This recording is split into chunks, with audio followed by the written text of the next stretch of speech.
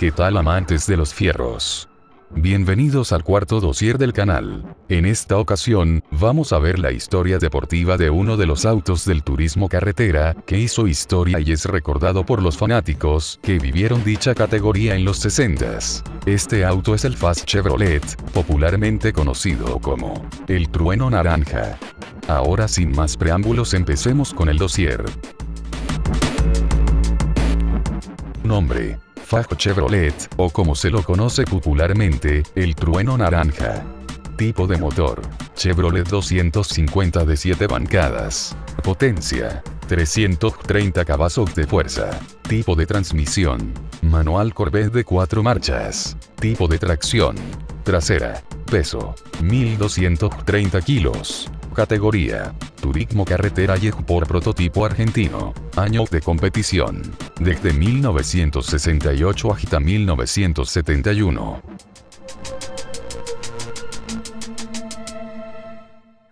Bien, vamos con el dossier. Primero que nada hay que entender una cosa muy importante, y es que en este caso, en 1964, aparece la Chevy 2. El auto que daría el origen a el turismo de carretera moderno, dejando de lado ya a las viejas cupecitas que estaban 30 años compitiendo en la máxima categoría argentina. En este caso, la Chevy 2 estuvo a punto de ganar en 1965, en la cual obtuvieron 8 victorias con Jorge Cupeiro, pero no sería suficiente ante la galera de los hermanos Viñesi, que obtuvieron la mitad de victorias y fueron los campeones, obviamente. Pero lo más importante era de que obtuvo 3 también evoluciones. La Chevy 2, que obtuvo solamente 3 victorias, 2 con Cupeiro, 1 con Marinkovic, lejos del campeonato de 1966. Y la Chevy 2 3 y 4, que serían directamente un fiasco a nivel deportivo. También hubo otros autos de Chevrolet, algunos de esos motorizados, como por ejemplo la Garrafa. La Garrafa de Andrea Bianini, que solamente obtuvo 2 victorias, en Buenos Aires y en Altagracia. Y también el Barracuda de Carlos Pairetti, que obtuvo solamente 3 victorias con ese auto, de las cuales solo 2 de ellos fueron en 1967 y uno, el de Balcarce Lobería, en 1968. Pero volvamos al tema, y es el auto con la cual se hizo, en este caso, el Trueno Naranja, el que vendría a ser el auto base. Estamos hablando de el Ford Bowser F100 o Ford Steven, pero prefiero decirle Ford Bowser F100 porque es más fácil de recordar por ese motivo. Como corría en el año de 1967, Ford buscaba una manera de vencer a Torino, en este caso que tenía las Torino Liebre. Para eso se contrató a Horacio Steven y sobre todo también a Bowser para que crearan el auto. Bowser sería el que se encargaría de diseñar dicho auto, mientras que Horacio Steven se encargaría de preparar dicho auto y sería financiado obviamente por Ford. El auto, muy competitivo, lo era, pero los malos resultados lo alejaron del campeonato de 1967. Pero no solamente eso, sino que también tenía algo más que le dejó con muy mala fama.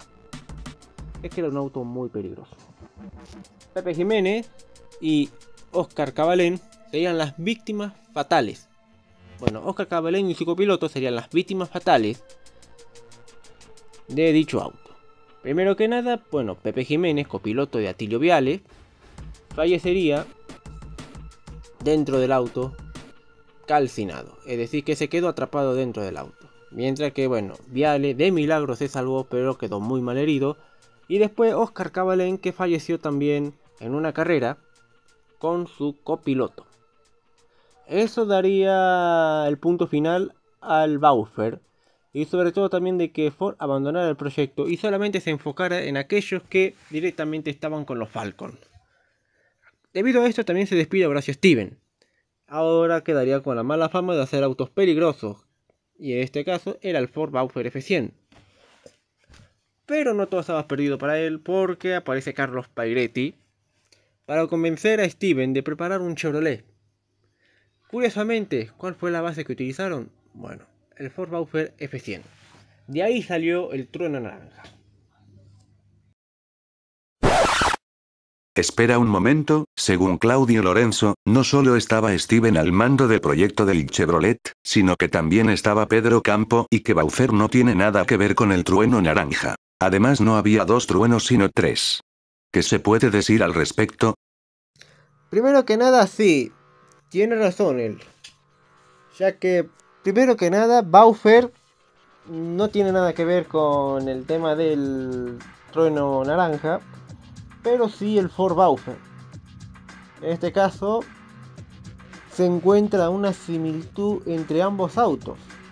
Ahí tienen la imagen comparativa, primero que nada, de estos autos, y sobre todo un dibujo hecho por uno de la gente que estaba a cargo de él, en donde nos muestra cómo iba a ser el tema y las modificaciones del auto. Eso sí, acertó con Pedro Campos, ya que está dentro de esto. No solamente estaba Pedro Campos, sino que también estaba Rodolfo Fraga, Jorge Arcuri, Carlos Mourelos y Jorge Rama. Aunque también obtendría el apoyo de General Motors en Argentina, claro está. Y además de esto también conseguiría buenos mecánicos de la misma empresa, como Ricardo Joseph, Jorge Pedersoli y Omar Wilke. Ahora sí, vamos ya, esto sí, sobre los cambios. Los cambios entre el Ford Bowser y el trueno naranja.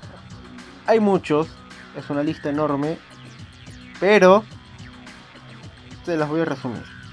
Entre los cambios más importantes que se le hizo al trueno naranja era también el tema de la trompa. Era mucho más lisa que la trompa del Ford Bowser. Otra de las cosas, pero muy importante, era el cambio de posición del tanque de combustible. Que si en el Ford Bowser estaba en ambas puertas, lo cual lo convertía en una autobomba directamente, en el caso del trueno naranja se cambia la posición de ese auto, del tanque, a la parte trasera del conductor. Otra de las cosas también que se cabe recalcar es el spoiler trasero o cola de pato. Sería el primer auto en utilizar dicha función. Y sobre todo, dicha cola de pato aumentaría la carga aerodinámica y también la adherencia en el tren trasero. Además también del más importante, el motor. En un principio se pensó en un 230, pero al final se optó por pedido de Pairetti en un Chevrolet 250 que alcanzaba las 6.000 revoluciones por minuto en 1.500 metros, cuando el 230 solamente necesitaba 3.000 metros para poder alcanzar las 6.000 revoluciones. Primero que nada, el origen de Fast Chevrolet, el nombre viene de básicamente de la forma del auto, un fastback. Pero el trueno naranja tiene otra historia. Primero que nada hay que recordar que día antes de que se presentara el auto, ellos ya habían terminado con la preparación del trueno naranja. Pero había un problema, según cuenta Pairetti, eran las 2 de la mañana y no había ninguna pinturería abierta, lo cual se decidió utilizar la pintura que había directamente en el mismo taller. En este caso, utilizando 3 pinturas, rojo, amarillo y blanco, dando un resultado de un naranja muy chillón, pero bonito, palabras de Pairetti, pero que nunca más se volvió a replicarlo. Bien, ahora, eso sí, el apodo de ese auto, Trueno Naranja, viene de José Tomás Oneto, periodista del diario Clarín. Su primer debut, empezando ya con su carrera deportiva, serían las 200-500 millas de Buenos Aires, en la cual empezó bastante bien en el tema de clasificación, pero por una rotura en el diferencial trasero tuvo que abandonar. Aunque la victoria le llegaría muy rápido, ya que en el Óscar Cabalén en Altagracia, Córdoba, obtuvo 2 victorias de manera consecutiva. Aunque cabe recalcar, ya que no solo estaba Carlos Pairetti como piloto de dicho auto, sino que también Néstor García Veiga, que lo reemplazó en Buenos Aires mientras Pairetti estaba en Europa para la Fórmula 2. Obviamente terminó mal. Si bien en Allen Pairetti abandona, en Buenos Aires vuelve a obtener una victoria más. Ahora, cabe recalcar una cosa más también ahí, y es que estamos hablando de un auto que recién debutaba y que sobre todo ya le estaba haciendo frente a los torinos. Escuche con atención porque en el Zonda, tanto Copello sería el ganador con Torino en dicho circuito, y sobre todo Gradasi sería el puntero por 6 puntos. Era el puntero por 6 puntos, mejor dicho. En Rafaela aparece otro auto. Ese es el Trueno Dorado, que conducido por Oscar Fangio, claramente. En Rafaela, bueno, el Trueno Naranja termina segundo y el Trueno Dorado termina tercero. Una vez más, en Altagracia, en el Óscar Cabalén, Copello sería de vuelta el ganador, Pairetti termina segundo, pero en el campeonato era puntero por 8 puntos, lo cual eso definía todo entre Gradasi, Copello y Pairetti en el Autódromo de Buenos Aires, en donde Pairetti obtiene las 2 series y se convertiría en el campeón del turismo de carretera. Ah, claro, y eso sí, también el Trueno Dorado obtiene otro podio más, estando segundo. Para 1969, la defensa del título de Pairetti con el Trueno Naranja no duraría mucho, ya que no podía seguir los pasos de una nueva bestia creado por Oreste Berta, la Liebre MK3, en la cual Gastón Perkins sería el ganador de dicha temporada. Ah, y no se nos olvida otra cosa más. Pairetti reemplazó su Trueno Naranja por un Nova Naranja, que básicamente vendría a ser un Torino Liebre MK3, pero bueno, con motor Chevrolet.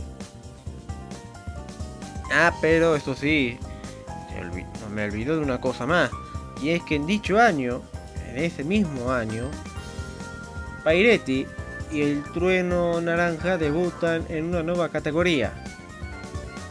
Esa es el Sport Prototipo Argentino. Ah, se me olvidaba eso. En dicha categoría al principio le fue bastante bien. En su primera carrera obtiene su primer podio, un segundo puesto, y sobre todo en Córdoba obtiene otro nuevo podio, terminando tercero. Aunque a partir de la tercera carrera en el Zonda empezó a bajar el rendimiento, primero con un quinto puesto y después una vez más en el Cabalén con un 10º puesto. Esto dejaría directamente fuera de combate al Trueno Naranja. No sería el fin, porque en 1970 apenas tuvo una sola carrera, y peor aún, Pairetti vendería al año siguiente su auto. ¿A quién? Al piloto de Luján, Eduardo Bouvier, o Bouvier, vamos a decirlo de esa forma, la cual fue todo eso en 1971. Bouvier, ¿qué hizo con ese auto? Bueno, empezó a reformar. ¿Para qué? Para mejorar sobre todo la eficacia del mismo, sobre todo en el peso y más que nada en la aerodinámica, recortándole el techo a dicho auto. Lamentablemente solo tuvo 2 carreras, terminando en abandono, obviamente. Eso haría de que el auto se retirara definitivamente de las pistas y no se supiera más nada de él hasta casi 10 años, mejor dicho 10 años. ya que en este caso, después de ese retiro, se empezó a especular sobre el destino del auto, pero siempre Bouvier, con papel en mano, con mejor dicho el título, la cual él tenía en la cual especificaba de que él era el dueño del auto, hacía de que todo eso, esas dudas y aquellas teorías no tuvieran ningún sentido. Hasta que en la facultad, o mejor dicho en la Universidad Tecnológica de Balcarce, un grupo de alumnos empezaría a restaurar, mejor dicho, a hacer una réplica más que restaurar, porque el auto original está en Luján. En este caso, hacer una réplica del trueno naranja. Obviamente Bouvier se enteró de esto y por lo tanto, aprovechando de que al año siguiente, en 2011, iba a estar el tema del aniversario de los 75 años del turismo de carretera, no, de la ACTC, ente organizadora de la categoría en general. Eso hizo que al final, para ese dicho año, Bouvier ya lo tenga restaurado y vuelva al público, volviendo a recordar las viejas glorias de dicho auto en el turismo de carretera. Eso sí, un auto con muy poca trayectoria, que no estuvo tanto tiempo, que en un principio era un auto buenísimo, imbatible, pero que al final, con el paso del tiempo, se terminó quedando relegado. Y sobre todo, un auto que marcó una generación para siempre, en especial aquellos que vivieron los años 60 del turismo de carretera, con el traspaso y el salto a una nueva tecnología. Bueno, gente, nos vamos despidiendo de este video.